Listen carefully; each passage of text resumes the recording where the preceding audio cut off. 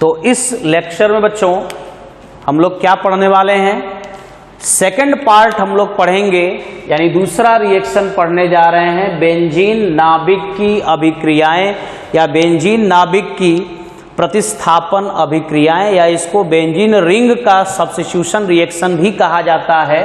और इस अभिक्रिया को इलेक्ट्रॉन्स ने ही प्रतिस्थापन अभिक्रिया के नाम से भी जाना जाता है।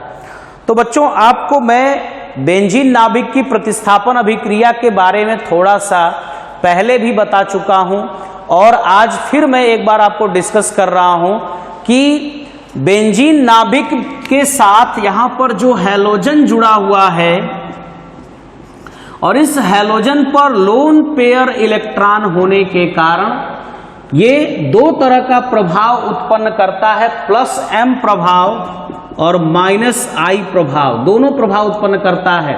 +m प्रभाव के कारण ये अपने इलेक्ट्रॉनों को रिंग में भेजना चाहता है, लेकिन -I प्रभाव के कारण ये इलेक्ट्रॉनों को खींचना भी चाहता है। लेकिन ये प्रभाव चूंकि इससे प्रबल होता है, यानी ये प्रभाव इसका डोमिनेटिंग फैक्टर है, ये प्रभावी है इसके ऊपर, इसका मतलब ये प्रभाव ज्यादा कार्य करेगा, तो इस बंध के इलेक्ट्रॉन जब इसमें आएंगे तो ये अनुनाद प्रदर्शित करेगा, और अनुनाद जब प्रदर्शित करेगा तो यहां पर पार्शियल यानी द्विबंध बनेगा और इस हैलोजन पर पॉजिटिव चार्ज आ जाएगा, और इस बंध का जो इलेक्ट्रॉन होगा वो यहां शिफ्ट होगा। अभी आप इसकी रेजोनेटिंग स्ट्रक्चर देख चुके हो बच्चों, पहली बार मैं नहीं बता रहा हूं, लेकिन मैं कई बार बता रहा हूं जिससे आपको बार बार देखते देखते याद हो जाए।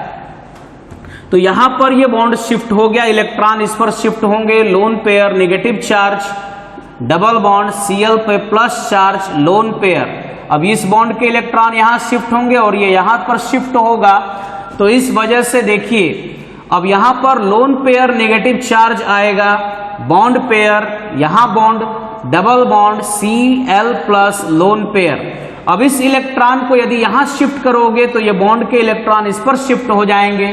तो इस तरीके से देखिए स्ट्रक्चर क्या बनेगा, यहां पर इस तरीके का स्ट्रक्चर प्राप्त हुआ बच्चों, और ये फिर से उसी अवस्था में, यानी ये इसकी सभी अनुनादी संरचनाएं हैं। अब इसका यदि हाइब्रिड स्ट्रक्चर देखा जाए, और हाइब्रिड स्ट्रक्चर किसको कहते हैं, सारी अनुनादी संरचनाओं को यदि जोड़ दिया जाए तो इसका एक हाइब्रिड स्ट्रक्चर प्राप्त होता है, एक वास्तविक संरचना प्राप्त होती है। डबल बॉन्ड सारे कार्बन पर घूम रहा है, तो कहेंगे कि पार्शियली डबल बॉन्ड सभी जगह है, यहां नेगेटिव चार्ज, यहां नेगेटिव चार्ज, यहां नेगेटिव चार्ज, तो ये तीन जगह पार्शियल नेगेटिव चार्ज है। यहां पर चूंकि सभी कंपाउंड्स में यहां पे आप देख रहे हैं सारे रिजोनेटिंग स्ट्रक्चर में डबल बॉन्ड है, तो कह सकते हैं यहां पार्शियल डबल बॉन्ड है। इस वाले हैलोजन पर पॉजिटिव चार्ज, तो पार्शियल पॉजिटिव चार्ज, ये इसका हाइब्रिड स्ट्रक्चर है। अब इस हाइब्रिड स्ट्रक्चर पर कोई इलेक्ट्रॉन स्नेही अभिकर्मक, कोई इलेक्ट्रोफाइल देखिए कैसे आक्रमण करेगा। इस इलेक्ट्रॉन स्नेही को इलेक्ट्रॉन चाहिए, और इलेक्ट्रॉन कहां पे है, इस आर्थो और इस पैरा पोजीशन पर है। हमने बताया था कि 1,2 पोजीशन आर्थो होता है, 1,4 पोजीशन पैरा होता है। तो यहां पर आप देखिए ये जो इलेक्ट्रॉन स्नेही अभिकर्मक है, या तो इस आर्थो स्थिति पर या इस आर्थो स्थिति पर आक्रमण करेगा, या इस पैरा स्थिति पर आक्रमण करेगा। तो इसका मतलब ये कह सकते हैं कि हैलो एरीन क्या है, आर्थो पैरा डायरेक्टिंग होता है। यानी इसकी बेंजीन नाभिक की प्रतिस्थापन अभिक्रियाओं में जो इलेक्ट्रॉन स्नेही अभिकर्मक है वो इसके आर्थो और पैरा पोजीशन पर जुड़ेगा, आर्थो और पैरा स्थितियों पर जुड़ेगा। यही इसका मेन जो है लक्षण है, या यही इसका रासायनिक गुण है, और इसी के बारे में हम लोग डिस्कस करेंगे इलेक्ट्रॉन स्नेही प्रतिस्थापन अभिक्रिया के बारे में।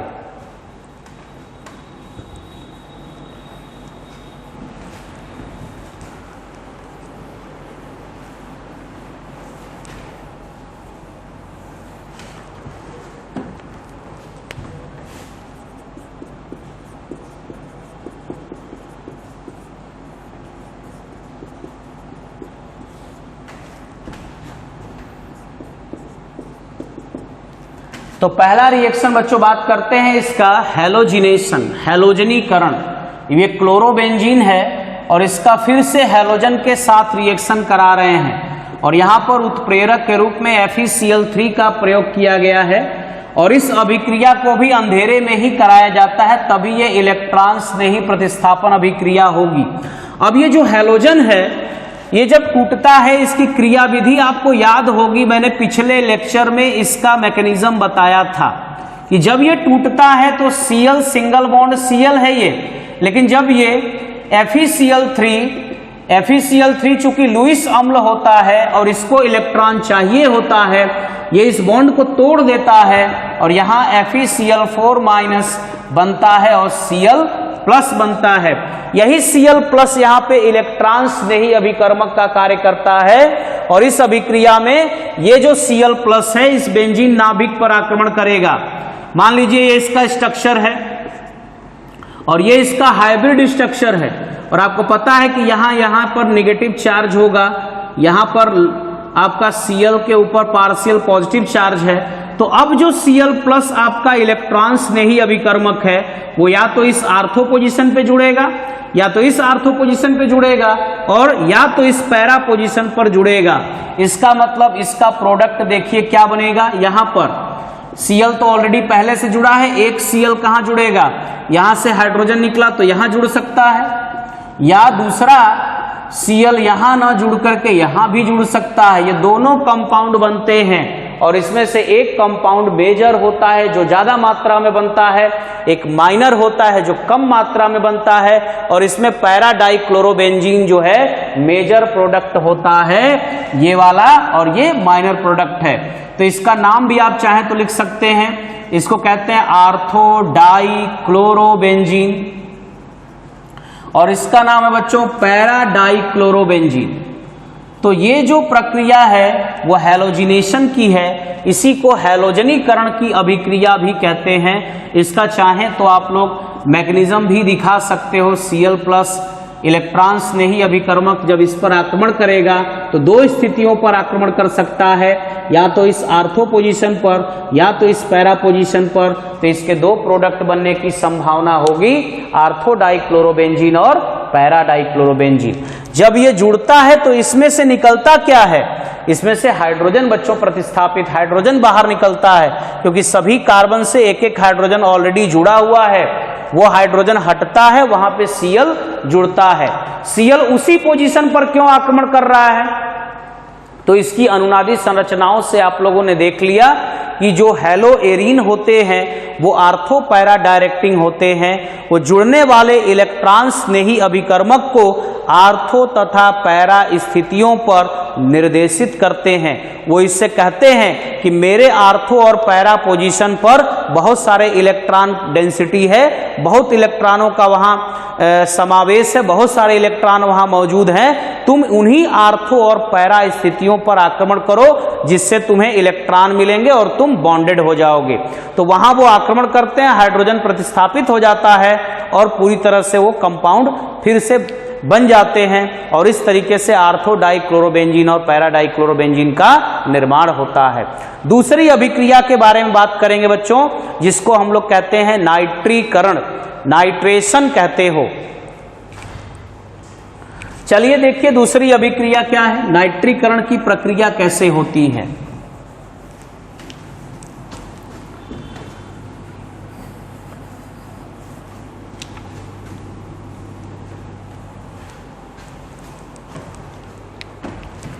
तो यहां हम लोग सेकंड पार्ट डाल सकते हैं और लिख सकते हैं नाइट्रेशन, नाइट्रीकरण।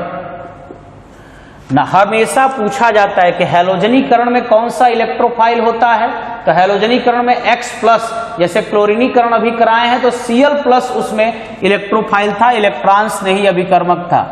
इसकी अभिक्रिया HNO3 के साथ कराई जाती है और इसमें H2SO4 का भी प्रयोग किया जाता है। सांद्र HNO3 प्लस सांद्र H2SO4 के मिश्रण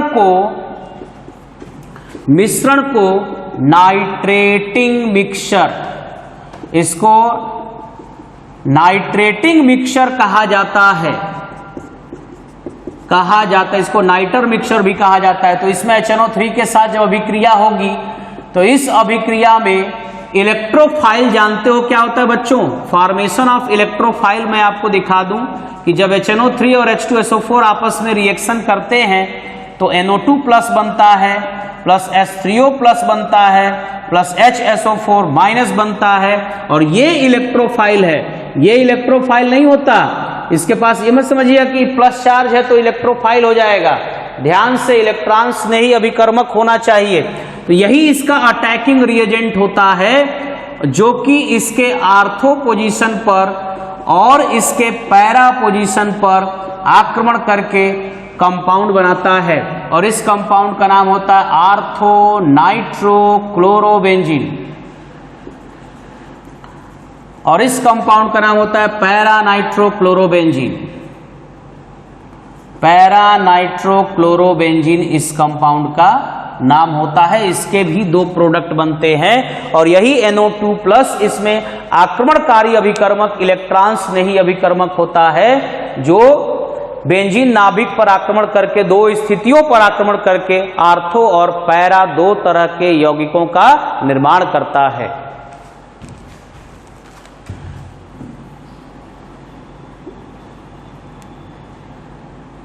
इस नाम को बच्चों सुधार लेंगे आप लोग। इसमें क्लोरो पहले लगेगा, आप जानते हैं C अल्फाबेटिकल पहले आता है, तो इसका नाम होगा आर्थो क्लोरो नाइट्रोबेंजीन, और इस कंपाउंड का उसी तरीके से हो जाएगा पैरा क्लोरो नाइट्रोबेंजीन। ठीक है, इस तरीके से। अब नेक्स्ट जो रिएक्शन है हमारा वो तीसरा है, और इस अभिक्रिया को सल्फोनीकरण कहते हैं। सल्फोनेशन नाम है इस रिएक्शन का। सल्फोनिक समूह का जुड़ना सल्फोनीकरण कहलाता है, नाइट्रो समूह का जुड़ना नाइट्रीकरण कहलाता है, हैलोजन का जुड़ना हैलोजनीकरण कहलाता है। तो अब सल्फोनीकरण की बात हम लोग करते हैं। तो क्लोरोबेंजीन की अभिक्रिया सांद्र H2SO4, या इसके जगह पे आप H2SO4 प्लस SO3 भी ले सकते हैं। इस अभिक्रिया में SO3 ही यहाँ पे E प्लस यानी इलेक्ट्रॉन्स नहीं अभिकर्मक होता है। जरूरी नहीं कि इलेक्ट्रॉन्स नहीं अभिकर्मक पे धनावेश ही हो, क्योंकि इलेक्ट्रॉन्स नहीं अभिकर्मक दो तरह के होते हैं, धनावेशित भी होते हैं, उदासीन भी होते हैं। तो यहाँ SO3 उदासीन इलेक्ट्रॉन्स नहीं अभिकर्मक होता है, और इसको कंबाइंड कर दोगे तो H2H2O7, और इसको ओलियम के नाम से भी जाना जाता है। तो जब ये अभिक्रिया कराएंगे तो इसमें भी सल्फोनिक समूह आर्थो स्थिति पर जुड़ेगा और सल्फोनिक समूह पैरा स्थिति पर जुड़ेगा। इसमें भी दो प्रोडक्ट प्राप्त होंगे, और इस कंपाउंड का नाम होगा orthochloro benzene sulphonic acid. Orthochlorobenzene sulphonic acid, और इस कंपाउंड का नाम होगा पैराक्लोरो बेंजीन सल्फोनिक एसिड। इस तरीके से ये तीनों अभिक्रियाएं बच्चों कंप्लीट हुई। कौन कौन सी अभिक्रिया? हैलोजनीकरण, नाइट्रीकरण और सल्फोनीकरण। ये बेंजीन नाभिक की होने वाली अभिक्रिया थी। इससे पहले आपको नाभिक स्नेही प्रतिस्थापन अभिक्रिया मैंने कराया, उसके बाद बेंजीन नाभिक की प्रतिस्थापन अभिक्रिया करा दिया, जिसको इलेक्ट्रॉन स्नेही प्रतिस्थापन अभिक्रिया के नाम से जानते हैं। और इस अभिक्रिया में आपने क्या पढ़ा? हैलोजनीकरण पढ़ा, जिसमें X+ इलेक्ट्रॉन स्नेही होता है। दूसरा पढ़ा आपने नाइट्रीकरण, जिसमें NO2+ इलेक्ट्रॉन स्नेही अभिकर्मक होता है। तीसरा आपने पढ़ा सल्फोनीकरण, जिसमें SO3 इलेक्ट्रोफाइल होता है, इलेक्ट्रॉन्स नहीं अभिकर्मक होता है। और सब में दो दो प्रोडक्ट बनते हैं आर्थो और पैरा स्थितियों पर जाकर के। अब इसकी एक अन्य अभिक्रिया जो कि बहुत इंपॉर्टेंट अभिक्रिया है, जिसके द्वारा DDT का निर्माण होता है, उस रिएक्शन को बच्चों यहां हम लोग पढ़ेंगे।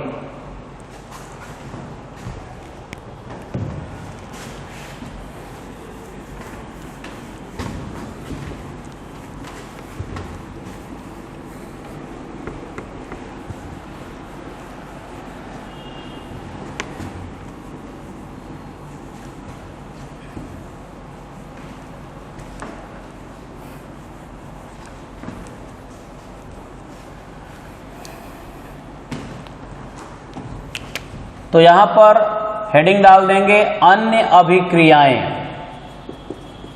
अन्य अभिक्रियाएं। और इसमें हम लोग पढ़ेंगे क्लोरल, क्लोरल यानी फार्मूला होता है CCl3CHO, क्लोरल के साथ अभिक्रिया, क्लोरल के साथ इसकी अभिक्रिया है। देखिए क्लोरल के साथ इसकी अभिक्रिया कैसे होगी। कंपाउंड का नाम है CCl3CHO और इसकी अभिक्रिया कराते हैं बच्चों हम लोग क्लोरोबेंजीन के साथ, क्लोरोबेंजीन। यहां पर हाइड्रोजन निकाल लिया बाहर, क्योंकि हाइड्रोजन तो कार्बन से जुड़े ही होते हैं, तो ये आपने निकाल लिया यहां पे। और यहां देखिए H2O बाहर हो गया, वाटर। ये जो रिएक्शन है वो सांद्र H2SO4 की उपस्थिति में होता है। देखिए कंपाउंड क्या बनेगा, CCl3CH। यहां CHO में कार्बन और ऑक्सीजन के बीच आपको पता है कि डबल बॉन्ड होता है, ये आपको पता है कि H यहां हो गया। और इसको भी यदि आप ओपन करोगे तो इसका स्ट्रक्चर कुछ इस तरीके का, CCl3CHO, इसी का नाम है क्लोरल। यहां से H2O बाहर हो जाएगा, यहां लिख दिया -H2O, मतलब H2O बाहर हो गया। अब देखिए इस कंपाउंड का क्या स्ट्रक्चर बनता है। ये हो गया CCl3, C के साथ H जुड़ा हुआ है लेकिन यहां डबल बॉन्ड है। एक बॉन्ड के साथ ये वाला कंपाउंड और ये इसके साथ जुड़ जाएगा। जोड़ करके देखिए प्रोडक्ट क्या बना। ये आपका फाइनल प्रोडक्ट बच्चों बन गया। और इस फाइनल प्रोडक्ट का नाम क्या होता है, इसको हम लोग DDT के नाम से जानते हैं। और देखिए ये पैरा पैरा पोजीशन पे है, तो एक को पैरा मान लेते हैं, दूसरे को पैरा डैश मान लेते हैं। तो लिखते हैं PP डैश यानी पैरा पैरा डैश। D का मतलब डाई क्लोरो, पूरा नाम हो गया इसका डाई क्लोरो। फिर 2 बार फेनाइल है तो लिखते हैं di phenyl, di chloro di phenyl. फिर 3 बार क्लोरीन है तो लिखते हैं बच्चों ट्राई क्लोरो। और 2 कार्बन है, 2 कार्बन के लिए लिखोगे H, और कार्बन कार्बन के बीच सिंगल बॉन्ड है तो इसको लिखेंगे एथेन। यानी इसका पूरा नाम हो गया। कई बार तो कॉम्पिटिटिव एग्जाम में इसका फुल फॉर्म ही पूछ देता है कि DDT क्या है या DDT का फुल फॉर्म क्या है, आपके बोर्ड के एग्जाम में भी पूछ देगा। तो इसका फुल फॉर्म है para para dash di chloro di phenyl tri chloro ethane. DDT ban कर दिया गया है, इसका दुष्प्रभाव क्या है पर्यावरण पर, इसको आप लोग पढ़ेंगे। क्योंकि DDT अपघटित हो जाता है तो इसमें से HCl बाहर आता है। जब इसमें से HCl, H यहां से निकलेगा, Cl यहां से, तो देखिए इस कंपाउंड का नाम क्या होता है। फिर 2 क्लोरीन इसमें रह जाता है, H और Cl निकल जाने से ये दोनों बॉन्ड फ्री हो जाते हैं और 2 सिग्मा मिलकर यहां पर एक पाई बॉन्ड का निर्माण करते हैं। और ये इस तरीके का एक स्ट्रक्चर डेवलप होता है, इस तरह का एक कंपाउंड डेवलप होता है और इस कंपाउंड का नाम DDE होता है। HCl निकलने के बाद इस कंपाउंड का नाम क्या हो गया, DDE। अब आपके NCERT में नहीं दिया है लेकिन आपको याद रखना है कि DDT भी डिकम्पोज होकर के DDE में कन्वर्ट होता है और इसका नाम होता है पैरा पैरा डैश। वैसे ही di chloro di phenyl same. अब डाई क्लोरो डाई फेनाइल, लेकिन यहां पर ट्राई क्लोरो नहीं है, यहां पर 2 ही क्लोरो है, तो फिर लिखोगे डाई क्लोरो। 2 कार्बन है बच्चों तो एथ लिखोगे, लेकिन कार्बन कार्बन के बीच डबल बॉन्ड है तो यहां पर ईन लगाओगे तो इसका पूरा नाम हो जाएगा para para dash di chloro di phenyl di chloro ethene, इसका नाम हो जाएगा, जो कि DDT के डिकम्पोजिशन से बनता है। और DDT का पर्यावरण पर क्या प्रभाव है, क्या दुष्प्रभाव पड़ता है, इसके बारे में बच्चों आपसे पूछा जा सकता है। बोर्ड के एग्जाम में भी इससे क्वेश्चन आ सकते हैं, तो आप लोग ध्यान देंगे और इसको अच्छे से पढ़ेंगे। ये पूरा लेक्चर पूरा चैप्टर आपका बच्चों कंप्लीट होता है। इसके बाद कुछ NCERT के क्वेश्चन मैं आपको डिस्कस कर दूंगा जो कि इम्पोर्टेंट हैं, ठीक है।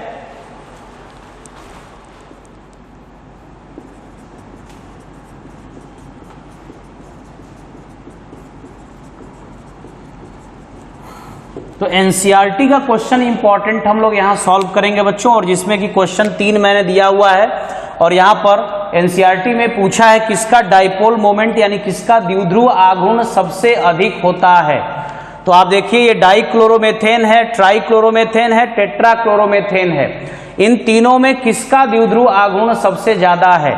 तो यहां देखिए इसमें तो सारे जो द्विध्रुव हैं जिसका विद्युत ऋणात्मकता ज्यादा होता है डाइपोल उसी की तरफ जाता है। तो ये इसको कैंसिल करेगा, ये दोनों अपोजिट में है, एक दूसरे को कैंसिल करेंगे तो इसका द्विध्रुव आघूर्ण क्या होगा, 0 हो जाएगा। लेकिन यहां देखिए इसका डाइपोल तो अपोजिट डायरेक्शन में एक दूसरे को कैंसिल करेगा 0, लेकिन ये दोनों डाइपोल सेम डायरेक्शन में जा रहे हैं, ये जुड़ जाएंगे। तो ये जुड़ रहे हैं, इसका मतलब इसका dipole moment not is equal to 0, लेकिन उसका डाइपोल मोमेंट 0 है। अब यहां चेक करिए इसके डाइपोल ये भी सेम डायरेक्शन में, ये भी सेम डायरेक्शन में, तो ये डाइपोल एक साथ जुड़ जाएगा, ये भी एक साथ जुड़ जाएगा, तो इसका भी dipole moment not is equal to 0 होगा। लेकिन इसमें तो दो डाइपोल एक दूसरे को कैंसिल कर रहे हैं और इसका कोई भी डाइपोल कैंसिल नहीं हो रहा है, इस वजह से इसका डाइपोल मोमेंट इन तीनों में बच्चों क्या है, ज्यादा होता है। ठीक है, ये एनसीईआरटी में जो स्टार्टिंग में आईयूपीएसी नेमिंग और स्ट्रक्चर वगैरह दिए गए हैं उसको आप लोग स्वयं करिएगा। जो थ्योरेटिकल क्वेश्चन है उसको मैं आपको डिस्कस कर रहा हूं, बता रहा हूं, उसको ध्यान से सुनिएगा, ध्यान से देखिए वीडियो और उसके बाद नोट्स बनाइए। अब यहां पर जो क्वेश्चन है बच्चों वो C5H10 एक हाइड्रोकार्बन है जो अंधेरे में क्लोरीन के साथ क्रिया नहीं करता है। अब C5H10 है 5 दूना 10, जस्ट डबल है। जस्ट डबल यदि हाइड्रोकार्बन है तो दो पॉसिबिलिटी होती है, दो पॉसिबिलिटी होगी, या तो वो एल्कीन होगा या साइक्लोएल्केन होगा। ध्यान देना बच्चों, या तो वो एल्कीन होगा या साइक्लोएल्केन। तो अगर एल्कीन है तो वो प्रकाश में केवल एक मोनोक्लोरो यौगिक नहीं देगी, क्योंकि उसके साथ फिर योगात्मक अभिक्रिया होने लगती है। तो इसका मतलब जरूर यह एक कैसा हाइड्रोकार्बन है, साइक्लोएल्केन है। और इस साइक्लोएल्केन का रिएक्शन क्लोरीन के साथ सूर्य के प्रकाश की उपस्थिति में कराई जाएगी। तो यहां पर Cl या किसी भी पोजीशन पे आप Cl जोड़ दो तो यही कंपाउंड आपका C5H9Cl बनता है, या इसको आप कहते हो, क्या कहते हो इसको, क्लोरोसाइक्लोपेंटेन इस कंपाउंड का नाम होता है। और ये एक मोनोक्लोरो यौगिक दे सकता है, जरूरी नहीं कि इसी पोजीशन पे, कहीं का भी हाइड्रोजन हटा करके आप इसको जोड़ सकते हो और यही कंपाउंड एक आपको प्राप्त होता है। ये दूसरा आपका क्वेश्चन कंप्लीट हो रहा है बच्चों। तो इसी क्रम में बच्चों आगे बढ़ते हैं हम लोग। अगला क्वेश्चन हम लोगों का है, कुछ आपको ये युग्म दिए गए हैं, कपल हैं, और इससे पूछा गया कि कौन सा यौगिक OH- के साथ, OH- क्या है, नाभिक स्नेही अभिकर्मक है बच्चों, उसके साथ SN2 अभिक्रिया तीव्रता से कौन देता है। तो SN2 अभिक्रिया के लिए एल्किल हैलाइडों में आपको हैलोजन का क्रम याद होगा, आयोडीन, तब ब्रोमीन, तब क्लोरीन, तब फ्लोरीन का क्रम होता है, यह आपको पता होना चाहिए SN2 अभिक्रिया के लिए। दूसरी बात, आपको प्राइमरी, सेकेंडरी, टर्सरी कौन सा एल्किल हैलाइड अधिक तीव्रता से देगा, यह भी याद होना चाहिए कि SN2 अभिक्रिया में पहले 1 डिग्री, 2 डिग्री, तब 3 डिग्री, तब आपका आता है मेथाइल, या इसको आप 0 डिग्री भी कह सकते हो। तो इसमें देखिए CH3Br है, तो पहले वाले का आंसर क्या होगा, CH3Br, CH3I। तो इन दोनों में कौन अधिक तीव्रता से देगा, इसमें आयोडीन है तो ये अधिक तीव्रता से देगा, इसका आंसर ये हो जाएगा बच्चों। दूसरा में देखिए, ये आपका 1 डिग्री का एल्किल हैलाइड है, ये आपका 3 डिग्री का एल्किल हैलाइड है। अगर यही SN1 कहा जाता तो ये आंसर होता, क्योंकि SN1 के लिए पहले 3 डिग्री, 2 डिग्री, 1 डिग्री, तब मिथाइल होता है। तो वहां पर हम लोग बात करेंगे किसका, सॉरी, मिथाइल स्टार्टिंग में होता है, मिथाइल तब 1 डिग्री, 2 डिग्री, तब 3 डिग्री। तो यहां पर बात करिए, देखिए मिथाइल है यानी 1 डिग्री कह सकते हो या 0 डिग्री कह सकते हो इसको। तो ये आपका अधिक तीव्रता से देगा, और यदि SN1 कहा गया होता तो SN1 रिएक्शन ये अधिक तीव्रता से देगा। ठीक है, नेक्स्ट क्वेश्चन देखिए हमारा क्या है, अगला क्वेश्चन है हमारा क्लोरोबेंजीन का जो द्विध्रुव आघूर्ण है, ये क्लोरोबेंजीन है, ये साइक्लोहेक्सिल क्लोराइड है। कह रहा है कि इसका जो द्विध्रुव आघूर्ण है वो साइक्लोहेक्सिल क्लोराइड यानी इसकी तुलना में कम क्यों होता है। तो समझिए, लोन पेयर इस पर भी है, लोन पेयर इस पर भी है, लेकिन यहां बच्चों देखिए कंजुगेशन है, पाई सिग्मा लोन पेयर, यहां अनुनाद संभव है, लेकिन यहां पर सिंगल बॉन्ड है, सिग्मा है, कोई पाई बॉन्ड नहीं है, तो यहां पर अनुनाद संभव नहीं है।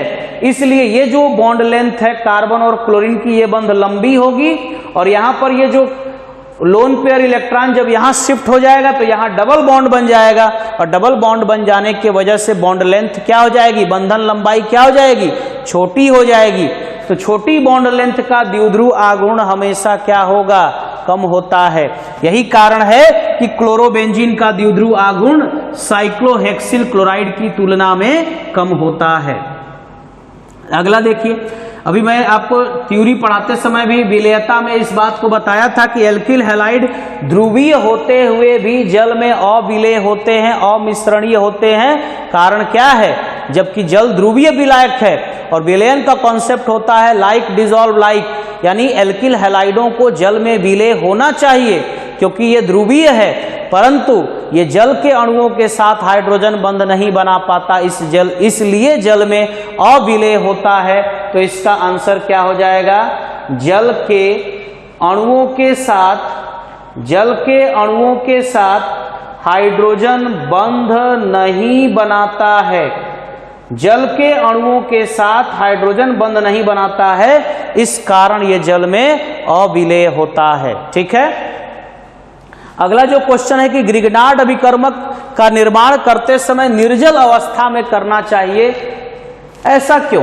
तो आप जानिए कि ग्रिग्नार्ड अभिकर्मक बहुत अधिक क्रियाशील होता है, ये नमी के साथ, जल के साथ, अल्कोहल के साथ या किसी भी सक्रिय हाइड्रोजन युक्त यौगिक के साथ, किसी भी सक्रिय हाइड्रोजन युक्त यौगिक के साथ एल्केन बनाता है। अब यहां देखिए, सक्रिय हाइड्रोजन युक्त यौगिक कैसे जानोगे, अगर हाइड्रोजन फ्लोरीन के साथ जुड़ा हो, अगर हाइड्रोजन ऑक्सीजन के साथ जुड़ा हो, अगर हाइड्रोजन नाइट्रोजन के साथ जुड़ा हो, अगर हाइड्रोजन ट्रिपल बॉन्डेड कार्बन के साथ जुड़ा हो, तो इस हाइड्रोजन को एक्टिवेटेड हाइड्रोजन कहा जाता है, सक्रिय हाइड्रोजन कहा जाता है। और इनमें से किसी भी कंपाउंड के साथ, जैसे H2O ले लिया, एथेनॉल ले लिया, HF ले लिया, अमोनिया ले लिया, इनमें से किसी के साथ भी ये रिएक्शन करेगा तो RH यानी एल्केन का निर्माण करता है। और इस तरीके से अगर H2O लेंगे तो ये इसका बाई प्रोडक्ट, अगर एथेनॉल लेंगे तो ये बाई प्रोडक्ट, अगर HF लेंगे तो ये बाई प्रोडक्ट, और यदि अमोनिया लेंगे तो ये बाई प्रोडक्ट बनता है। इस क्रम में आप लोग समझिए कि ग्रिग्नार्ड अभिकर्मक का निर्माण कभी भी करते हैं तो हमेशा निर्जल अवस्था में ही किया जाता है। ठीक है,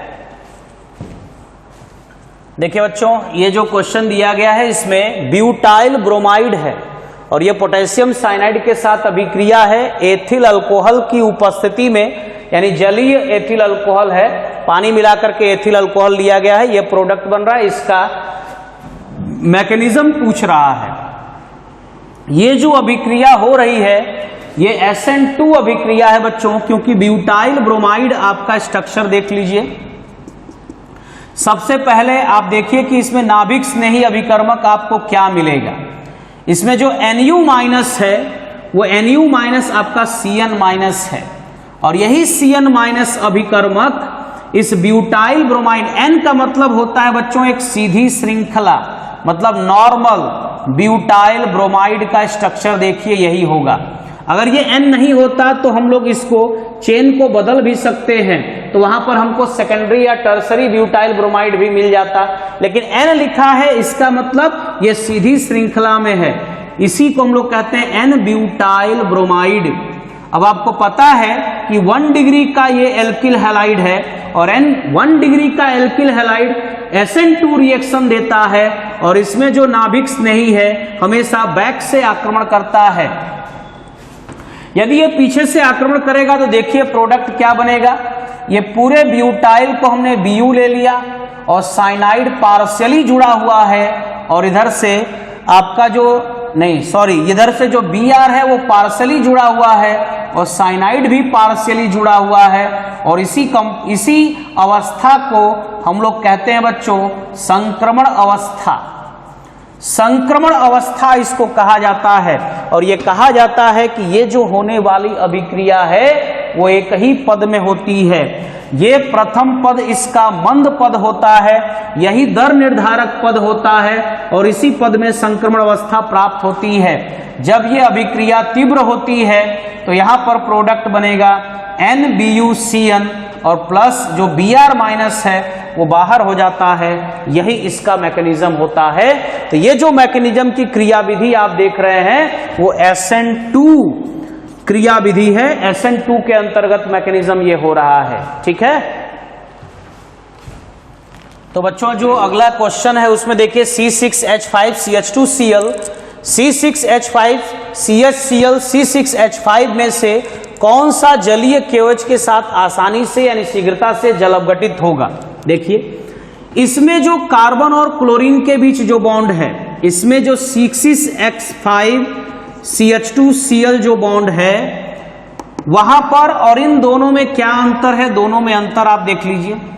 C6H5CHCl और इसके साथ फिर से जुड़ा हुआ है C6H5, इन दोनों में क्या डिफरेंस आपको लग रहा है। कह रहा है कि ये जो यौगिक है वो KOH की तुलना में अधिक शीघ्रता से जल अपघटित होता है। इसका मतलब यहां जो ये कार्बन और क्लोरीन है इसमें ये वाला जो बॉन्ड है इसकी तुलना में अधिक क्रियाशील है। अधिक क्रियाशील बंध होने के कारण ही ये आसानी से जल अपघटित हो जाता है। आंसर आपको बच्चों आप डाउनलोड करोगे तो आपको नेट पे भी उपलब्ध मिल जाएगा, लेकिन आंसर क्लियर नहीं हो पाएगा। क्लियर करने के लिए मैं आपको आंसर बता रहा हूं, ताकि कुछ जैसे कन्वर्जन है उनका आंसर आपको बाद में मैं बताऊंगा। जब पूरा कन्वर्जन की एक मैं अलग से लेक्चर बनाऊंगा उस समय आप सीखेंगे कन्वर्जन हमारे साथ। लेकिन अभी जो मेन जो थ्योरेटिकल कुछ प्रॉब्लम्स हैं वो हम आपको दिखा दे रहे हैं इसमें किस तरीके से सॉल्व होते हैं। ठीक है, तो यहां पर आपको क्लियर हो गया कि ये वाला बॉन्ड जो है इसमें जो कार्बन और क्लोरीन के बीच का जो बॉन्ड है वो ज्यादा सक्रिय होगा इसकी तुलना में, इसलिए यह आसानी से जल अपघटित हो जाएगा इसकी तुलना में। ठीक है,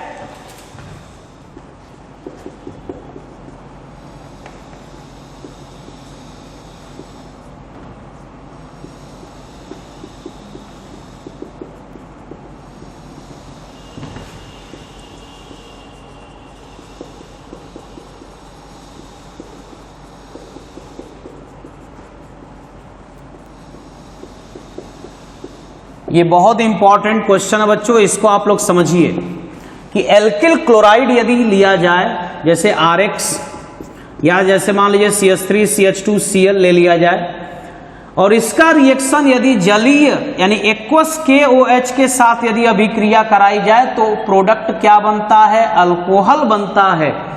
जबकि इसी की अभिक्रिया यदि हम लोग अल्कोहलिक KOH के साथ कराते हैं तो यहां पर प्रोडक्ट एल्कीन बनता है। ऐसा क्यों है? अगर जलीय KOH का प्रयोग करते हैं तो अभिक्रिया नाभिक स्नेही प्रतिस्थापन अभिक्रिया होती है। अब नाभिक स्नेही प्रतिस्थापन अभिक्रिया दो प्रकार की होती है, SN1 होगी या SN2 होगी, उसके बाद डिसाइड होगी। लेकिन जलीय KOH यदि है तो नाभिक स्नेही प्रतिस्थापन अभिक्रिया होती है। लेकिन जैसे ही अल्कोहलिक KOH होगा विलोपन या निराकरण अभिक्रिया होने लगती है। और ये अभिक्रिया भी मैं आपको बता चुका हूं कि विलोपन या निराकरण अभिक्रिया के फलस्वरूप हमेशा क्या बनता है, एल्कीन ही प्राप्त होता है। ठीक है, मेरे बताए गए शब्दों को ही केवल आपको सेंटेंस बना करके बच्चों लिख लेना है कि एल्किल हैलाइड की जब एक्वस KOH के साथ अभिक्रिया होती है तो नाभिक स्नेही प्रतिस्थापन अभिक्रिया के फलस्वरूप अल्कोहल बनता है।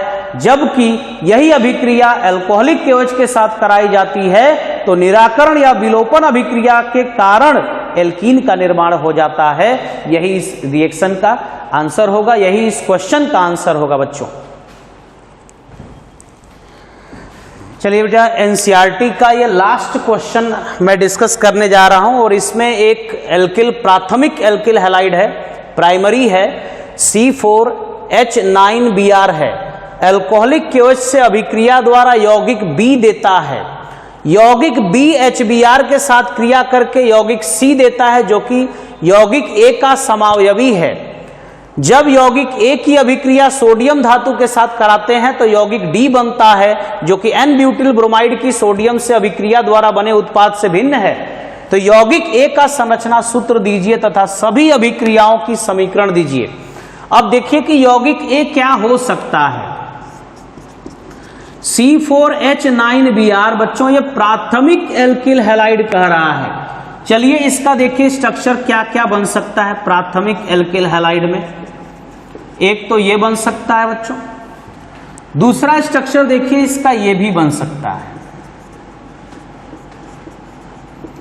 ये दो स्ट्रक्चर इसके संभव होंगे, या तो ये A होगा, या तो ये A होगा, या तो ये B होगा, या तो ये B होगा। अगर ये A होगा तो ये B, और ये अगर B होता है तो ये A होगा।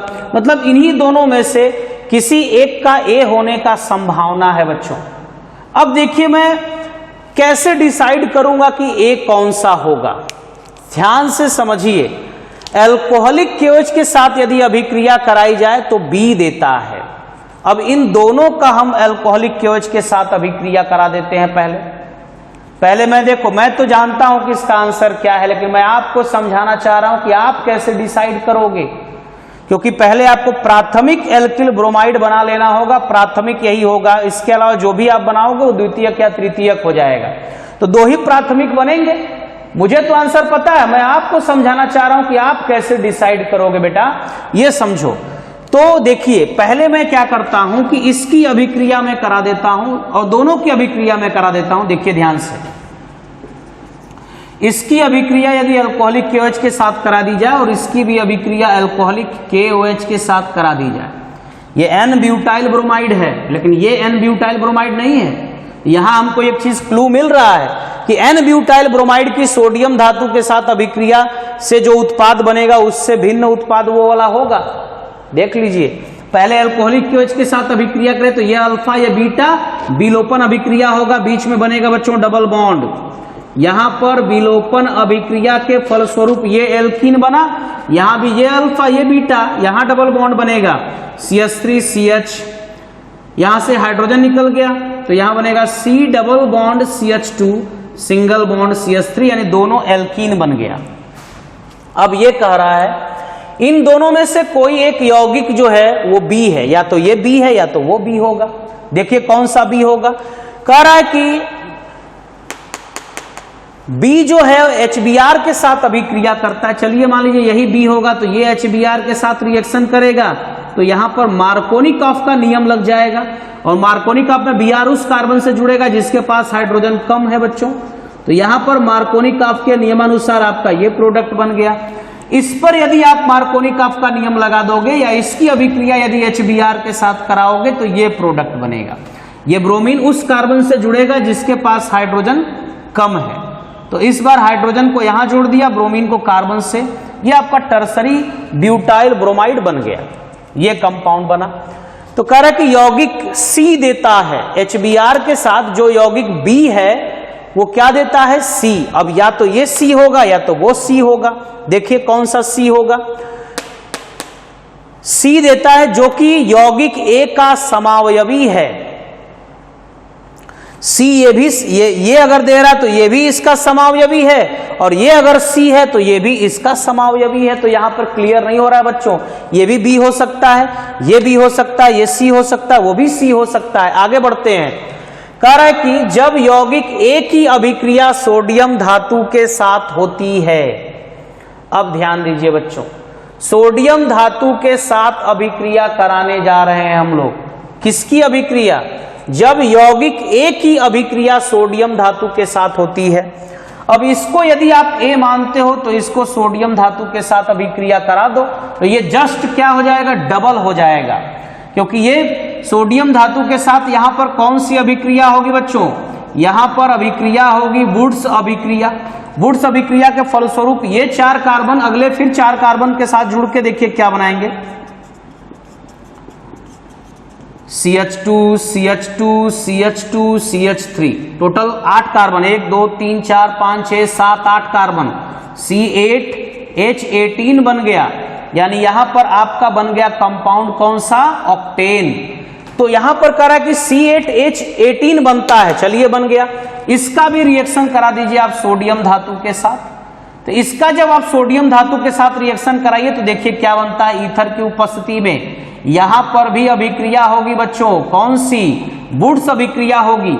वुड्स अभिक्रिया के फलस्वरूप देखिए यहां क्या प्रोडक्ट बनेगा, CH3 CH जस का तस हमने ले लिया, आगे बढ़ेंगे CH2। अब यहीं पर आपका Br निकल जाता है, सेम इसी तरह का आप फिर यहां पे एक कंपाउंड बना लेंगे और ये कंपाउंड आपका प्राप्त हो गया।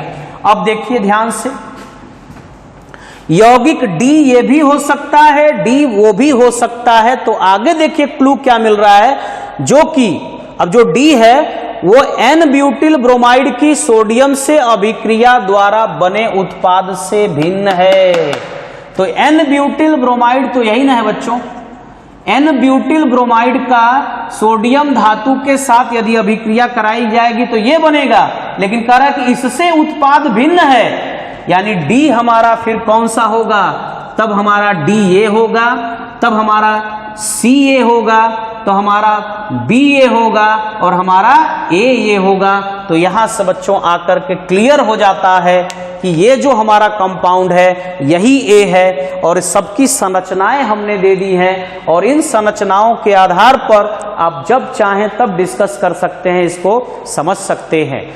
एक बार फिर से मैं इसको समझा दूं कि दिया हुआ है कि यौगिक जो C4H9Br है वो एक प्राथमिक एल्किल हैलाइड है और वो प्राथमिक एल्किल हैलाइड ये भी हो सकता है और ये भी हो सकता है, क्योंकि दो ही संरचनाएं सिर्फ प्राथमिक की बन सकती हैं। अब कह रहा है कि इसकी अभिक्रिया KOH के साथ कराएं, तो KOH के इसके साथ कराएंगे तो ये आपका एल्कीन बनेगा, ये भी एल्कीन बनेगा। फिर कह रहा है कि इसका भी HBr के साथ रिएक्शन कराइए तो C बनेगा, इसका भी HBr के साथ रिएक्शन करा दिया तो यहां भी C बन गया, ये भी C, ये भी C। लेकिन अब कह रहा है कि जब यौगिक A की अभिक्रिया यदि सोडियम धातु के साथ होती है तो यौगिक D C8H18 बनता है, ये भी C8H18 बना और यहां भी ये भी C8H18 ही बना। लेकिन यहीं पर लास्ट क्लू जो पता चल रहा है कि यौगिक D जो बन रहा है वो N-ब्यूटाइल ब्रोमाइड, N-ब्यूटाइल ब्रोमाइड ये है कि सोडियम धातु के साथ अभिक्रिया से बने उत्पाद से भिन्न होता है। तो ये आपका कौन सा कंपाउंड हो गया, ये आपका कंपाउंड D हुआ, तो ये बच्चों C हुआ, ये आपका B हो गया और ये आपका E हो जाएगा। इस तरीके से आप डिसाइड कर सकते हैं कि इसमें A B C D कौन सा होगा। तो बच्चों ये चैप्टर आपका खत्म हो रहा है और इस चैप्टर के साथ समापन के साथ हम लोग नेक्स्ट वीडियो लेक्चर में आपसे मिलेंगे कन्वर्जन के साथ, ठीक है। तब तक आप सारा वीडियो देख करके नोट्स बनाते रहिए बच्चों, ठीक है। That's all. और सारी चीजों को अच्छे से रिवीजन कीजिए, एनसीईआरटी के भी क्वेश्चन लगाइए, साइड बुक के भी क्वेश्चन लगाइए, वो सारे आपके लिए इंपॉर्टेंट है बेटा, ठीक है।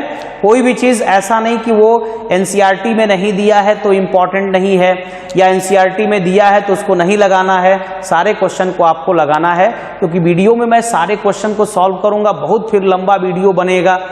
मेन जो जरूरी वाले क्वेश्चन थे मैंने बता दिए हैं। कन्वर्जन मैं आपको अलग वीडियो बना करके बेटा आपको कन्वर्जन पढ़ाऊंगा, किस तरीके से आपको एक ऑर्गेनिक कंपाउंड को दूसरे ऑर्गेनिक कंपाउंड में कन्वर्ट करना होता है, ठीक है। तब तक के लिए दैट्स ऑल।